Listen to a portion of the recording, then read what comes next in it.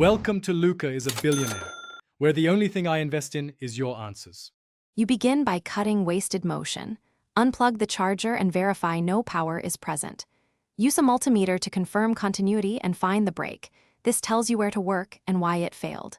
Next, strip back 10-20 mm of outer sheath at the damaged area to expose braid and conductors. Make sure to note shielding versus inner conductor orientation so you can restore polarity correctly.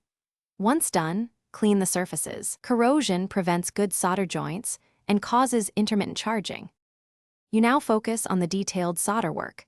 Strip exactly 3-5 mm of the inner conductor and tin it with a small amount of solder. This ensures a strong mechanical and electrical bond. Tin the braids separately and keep it isolated from the inner conductor. Use flux and a fine-tipped iron. Heat briefly to avoid melting insulation.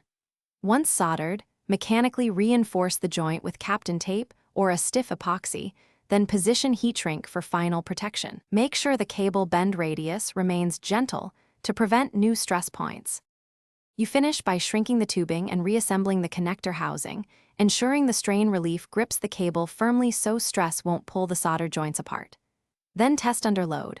Plug in, measure output voltage and current, observe Magsafe LED behavior, and confirm the connector magnet seats cleanly. If charging is unstable, make sure polarity and shield continuity are correct. Check the controller board for scorch marks. As a troubleshooting tip, if LED never lights, replace the cable assembly or the small PCB. Thanks for watching and please subscribe. It's the best investment you'll ever make.